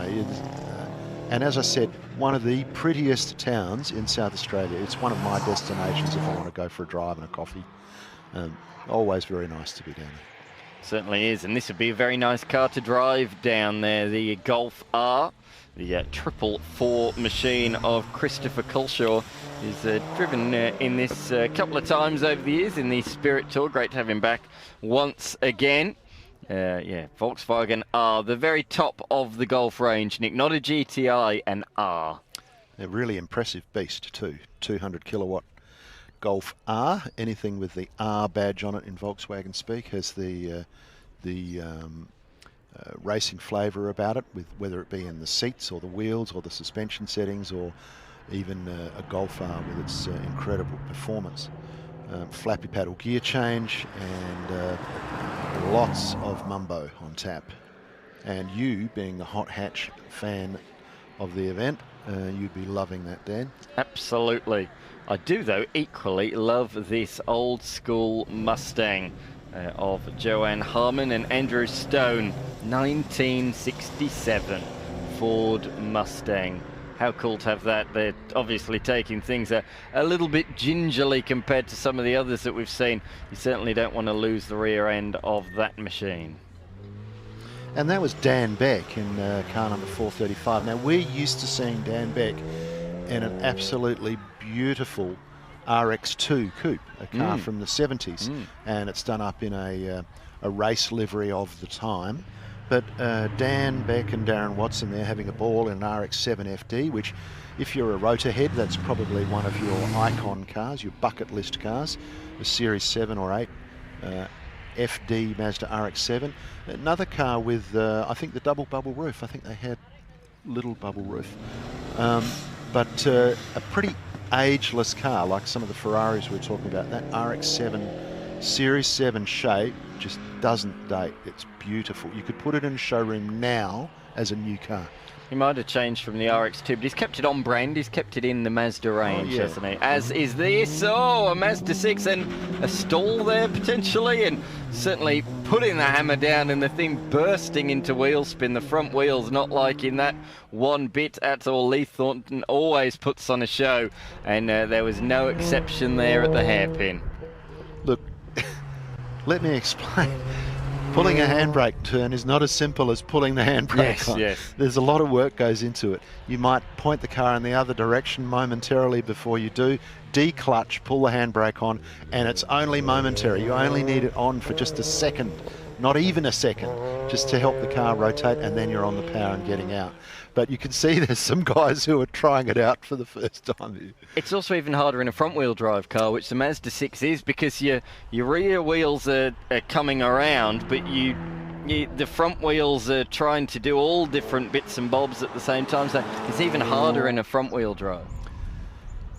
These, the top-of-the-line rally cars, or even probably most of the competition cars, would have a hydraulic handbrake, which activates much, much quicker and better than a cable handbrake that a lot of these older cars that we're watching would have. Well, a lot of these more modern machines, particularly in the Zagami Tour, they'd have one of those flick switch handbrakes, which of course you can't use at all. I don't think I'd like to try that. No. And then the other thing is that, you know, if you left foot brake, then the car will say, no, you can't do that, so I'll actually turn the throttle off now. So. Yeah, correct. And you're going, no, don't do that. No. But the cars have so much smarts that they think they can drive better than you can. So hence you see that some of these fellows have turned all the smarts off to be able to take full control of the car. Not what we'd recommend for your daily driving. No, definitely not. As we look at an old school Toyota Celica, of course a car that was right at the forefront of WRC competition for many years, but not only WRC in it, but also the Australian Rally Championship in the hands of the Bateses. Neil Bates. Yeah, had a mortgage on the Australian Rally Championship. He did at that time. And now his sons do. They had to have Hayden Paddon come over from New Zealand to beat them, because really they were pretty hard to beat, those two guys. And I think they would relish the fact that Hayden came over and did the championship. That's, you know, there's nothing like being a big fish in a small pond. There's no good. There's no future in it. You need to find out where you fit into the higher pecking order. So you need someone who's World Rally Championship seasoned to come over and show you, second per kilometre. Yep, that's all it takes. And all of a sudden you're second, not first. Harry Bates and his brother Lewis Bates, both of them are drivers, not driver and co-driver, both of them drivers, but Harry Bates and Lewis Bates both pushed Hayden Paddon to the final round of the year. It wasn't like Hayden Paddon walked all over them, they pushed him right to the very end, but it was the Kiwi that prevailed, becoming the first Kiwi to win the Australian Rally Championship since the late Possum born over 20 years ago. Getting the power down in the Escort is the 454 machine. The driver of that one is Ryan Thorpe. Alongside him, Mark Fay in a old school Mark 1 Escort. But just going back to the Bateses, of course, it's not only in rallying where they're doing well at the moment. Of course, it's been announced in recent weeks that Zach Bates will be stepping up to the Supercars Championship full-time next year. Of course, he, a very, very established driver, coming through the Toyota 86 Series, winning that. Winning the Scholarship Series as well, and moving up into Super 2, doing well in that, and has earned himself a drive in the main game next year. Of course, he was the co-driver to Craig Lowndes this year in the season of endurance, and what a lovely family they are, so down to earth. They might be some of the most successful rally drivers in the country's history, but such a down-to-earth family, all of the Bateses. Absolutely, and Zach, of course, the son of Rick Bates, brother of Neil. Yes. So, and Rick has had his own successes in Tarmac and circuit as well. But yeah, I really felt for Zach, having just been through such a sad period in his life in that Bathurst week, and you know, to just put that all in perspective and jump in a car and, you know, do your absolute best. It was very impressive stuff for a young guy. Yeah, and he thoroughly enjoyed himself. He, as I say, such a down-to-earth young man. I spoke to him after the race, and he said what an experience it's been to co-drive alongside Craig Lowndes. I've learned more this weekend than I have in the last 12 months. He said it was a phenomenal experience for him, and I'm sure he will do well in season 2026. As we look at the Mercedes, Nick, with a different windscreen wiper formation. And the pagoda roof, the famous pagoda roof. Could be a 230 SL, could be a 280. 280 SL it is, built back in 1970. So that, Nick, is no less than, yeah, well, let's do the maths, 55 years old. 55 years old, and it looks as good as ever. It looks like it's just rolled off the showroom floor. It is in immaculate condition out there on the streets of Adelaide. As you can see, the drone is back up in the air, which means, Nick, one thing: the rain has stopped. Yay. Just before the challenge class cars will come through, the rain has surpassed at this moment in time anyway, which is fantastic news, that is for sure. As we see these stages, it's still, look, you can see where the trees are covering the road, can't you? There's some dry patches in certain areas, but not too many of them, that is for sure. The large bulk of the stage is soaking wet. And well, let's hope that when I'm standing in line with the cars at the Waya stage in Stirling, that the rain also stops, because I'm not keen on that. Let's just checking out if we know anybody in the spectators there, Dan. Any of the rally punters? So we're moving on now to the challenge class. So let's find out a little bit about what is challenge all about. It's a competition class, but this is what it is all about. Challenge. Competition with limits. Challenge is a competitive category against the clock. However, there is a level playing field. Cars are limited to 130 kilometers an hour on closed road stages. Cars eligible in the category are modern or classic cars. Participants will leave at 30-second intervals and run under traditional rally regulations, meaning the team to complete the 30 stages fastest goes home with the winning trophy. I hope that explained it all for you, what challenge is all about. Yes, it's all about getting that overall win, but you must not exceed 130 kilometers an hour. So all the tours are done and dusted. We are once again getting on with the serious stuff. Challenge was our tightest competition category yesterday, and it is mighty close coming into today. Just a few seconds separate the top two pairings at the end of the day. We had a whole host of different stage winners over the course of the 10 stage yesterday. We had 4 stage winners: the Sprys, the Mans, the Rogers, and Daniel Andrews as well also took victory in a stage. So it really does set set up a very competitive day here today. It is those four that sit at the top of the leaderboard. Tony Spry and Lynette Spry lead the way by 22 seconds over Ben Mann and Brendan Mann, the defending Challenge class winners from last year. Those two duos went hammer and tongs throughout 2024, but last year it was the Manns that prevailed and took victory. However, Fridays running, it was all about the Sprys. Daniel Andrews and Sam Wegener will be third position, or are in third position, I should say, coming into today in their Ford Focus RS. And then beyond that, we have Tom Rogers and Stephen Rogers, who came home very strong yesterday. They won the final 3 stages of the event on Friday, and as a result are now just 13 seconds behind Daniel Andrews and Sam Wegener in their Ford Focus RS. Robbie Brocklebank continues to punch above his weight. He is 2 minutes behind the rally leader in his old school Toyota Corolla. And yeah, he's not too far, only 40 seconds behind Tom Rogers. Beyond that, Corey Fechner in the BMW M3. He's in 6th alongside Ben Chipman. They are just a few seconds ahead, less than 20 seconds ahead of William Dodson in the Citroen C4.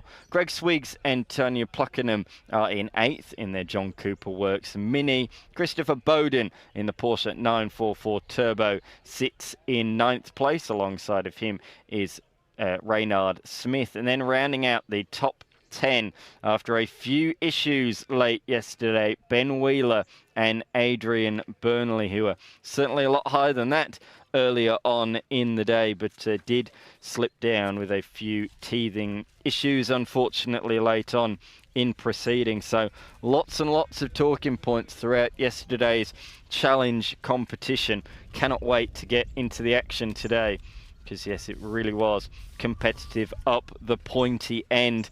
There's been quite a few talking points in the class, Nick. I've got some news, Dan, from some of the other competitors. Now, Jonathan Moyer, with the most beautiful Ford Escort rally car you've ever seen, they had a problem yesterday and they suddenly disappeared, and we weren't sure why. What they did was they run a dry sump system, so they don't have a sump pan on the car. They have a sump an oil reservoir and a pump, so the engine gets the best lubrication that it can, even when it's cornering hard and that sort of thing. So they run a dry sump. The shaft in the dry sump pump broke, they thought. So Flash Gordon from Gordon Motorsport, from Flash Motorsport, flew to Melbourne last night, took a dry sump pump off a customer car. They asked him first, of course, but he removed a pump from a car, jumped on a plane and came back to Adelaide. He got back about 10 or 11 last night. They're working on fitting that to the car, but they've had to make up an adapter to make it fit.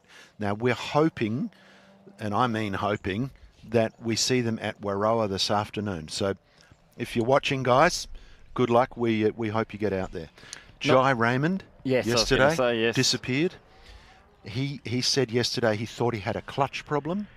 What he had done, that monster Rover V8, had broken the output shaft off the gearbox. So they're putting a gearbox in it today. They'll be out tomorrow. Here are our rally leaders heading down the hill rally leaders in challenge anyway. It's Tony Spry and Lynette Spry. That is silky smooth. That sort of sums up their driving style, but we did see yesterday a big moment on the stage that we were located in. They were just millimetres away from the Armco barrier, really pushing the limits, trying to extract every second they possibly could on the Cherryville stage. And the same can be said for Ben Mann, who just slid a little bit there through the left-hander, down the hill, down through the gearbox and into the hairpin. Look at the steering lock that's gone in there, cocking up even the right rear wheel, but it's rotated really nicely through there, and he is back on the power. Brilliant drone shots you can see just through the kinks left and right there. The question is for you, Nick, I ask, in these conditions, all-wheel drive is the way to go. How do you think this car's going to cope? This car? Yes. The Focus RS, I think it'll cope extremely well. I think they've got enough development and technology in them to work as well as any front-wheel drive car ever could. They'd have all the diff settings and everything sorted out so that they can make the most of this. And I don't think they're going to lose much at all, Dan. Daniels has a red-hot go, as we know, and it'll be close. This was the fast man late yesterday. I said about Tom Rogers, set the fastest stage time in the final 3 stages yesterday, and now he's only 13 seconds behind the car we just saw. So this car is coming on really strong at the moment. At one stage, he slipped to 5th behind Robbie Brocklebank. He is now 45 seconds clear of them, so he is having a red-hot crack. Didn't look quite as committed as some of the cars we saw through the hairpin, but certainly a fast competitor. Looking forward to seeing whether he can catch up to Daniel Andrews today.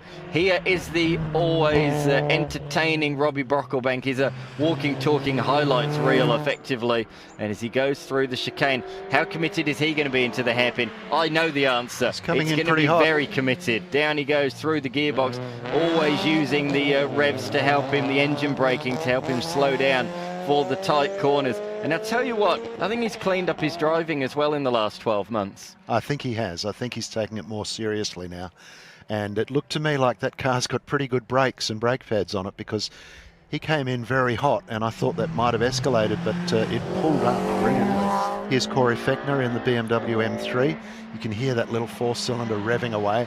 Notice the pumped guards on this car. It is a real M3. That was nice through there, that was for sure. But he certainly, this car would certainly struggle in these conditions compared to those that we've seen so far. The first all-rear-wheel drive car in the challenge class, and that is a real tough challenge in conditions like this, particularly when you got those fast changes of direction down the hill. One of my favourite cars, it's because I grew up being a Sebastian Loeb fan, it's the Citroen C4. William Dodson always does a great job in this particular machine. And whoa, I've put the commentator's curse on him there as he over-rotated the car a little bit. It was a good theory, but the rear didn't stop coming around, did it? He applied that handbrake for a bit too long, and that did cost him a bit of time, but he didn't loop it around, so that's a positive. Probably for the benefit of the spectators, I think. Never waste a crowd, but he is so consistent. Every time we've seen him, he's been just really well under control and quick. Greg Swiggs at the wheel of the Mini Cooper, and sort of in a league of their own at the moment. They're a couple of minutes ahead of the Porsche 944 of Bowden, but a couple of minutes behind Dodson, so they're in a very lonely 8th position at the moment. This car in position number 9 had a couple of issues yesterday, but doesn't it look immaculate? A couple of tribute nods that we probably can't talk about the sponsorship, because they're a particular brand of a product that can no longer be sponsored. Right. But yeah, they did disappear off the charts for a little bit yesterday, but it's good to see them back on. As did these guys as well. Ben Wheeler, they were 3rd last year for much of the rally. However, a mechanical issue late on meant that they finished well down the order. And sadly, it's a copy-paste. It's the same again this year. Started very strongly, comfortably inside the top 5. However, another mechanical issue yesterday means that they are 22 minutes behind the rally leaders, and with no hope of claiming that back. So they're driving around purely for the enjoyment and to support their sponsors and crew and the people who've helped them get to where they are. This car is a similar situation, unfortunately. It was quite an attritional event, was the challenge class yesterday, as the Jim Richards Targa Tasmania Porsche gets slung sideways. I'm sure Gentleman Jim did quite a lot of that back in the day on Targa roads. Yeah, but he's such a good driver. I remember when I did my first Adelaide rally, or Classic Adelaide rally, and Jim Richards was at the driver's briefing, and he got up and made a little speech just to make sure we didn't drive like idiots all weekend. And he said, if you've never done this before, just drive down the middle of the road. That was his advice. That was the whole thing. He was a wet weather expert, and I heard some advice that he said, and he said, in the wet, I use the same braking points as I do in the dry. And a lot of people are horrified by that. But he said you approach at a slower speed because you got a slower exit out of the previous corner. And therefore, it sort of evens itself out. You can brake at the same point and still be able to pull up at the same point. And that was the reason he said that he was always quite fast in the wet. He was braver under brakes than most people. Yeah. Well, I'll take that on board for my next outing. Here's Jay Dawson in the Group 4 look Rally Pack Mark II Escort. Jay at South Australia. We've moved on now to the TSD class, Nick. So what is TSD? TSD is different to the other competitive classes. It is competitive, but it's competitive in a different way. You have a time that you are allowed to compete the stage, and that is your target. You want to achieve, complete the stage in exactly that amount of time. No quicker, no slower. You are limited to 120 kilometres per hour. Yes. And you and your co-driver between you have to make sure that you don't drive past 120 kilometres an hour. You're not allowed to drive any slower than 20, but you have to compete the stage on that time. Now, if you go too slow, you'll lose a point for every second. If you go too fast, you lose 5 seconds for every second that you were too quick. So if you go 5 seconds too fast on a stage, you've really made a terrible difference to your result. And the guys who are good at this, and we're just watching one of them now, who's last year's winner, I think the last 2 years winner. Last 2 years, yep, indeed. in the yes. Renault. Yep. Comes from interstate to do the event, loves it, wouldn't miss it. And last year they were head and shoulders above the rest, but this year not so much. They made a little error and it's cost them deeply. It did. However, they had a brilliant back end to yesterday. So when we last saw them, they'd slipped to third position. However, they accumulated a total of no points in the final few stages yesterday and are back up into position number 2 and only 14 points away from Stephen Mallow and Shane Wood in their BMW 535i. These guys, the Dallies, they were runners-up in 2023. They were third last year. However, they had just one poor stage. The rest of their day was near perfect. However, they lost a lot of points in one stage alone, and that was the first run through Cherryville. 45 points were accumulated in that stage. Over the rest of the day, Nick, they accumulated incredibly, they accumulated just 5 points over the rest of the day. However, they lost 45 in that one stage, and that means that it does hurt, and they are 5th as a result of that.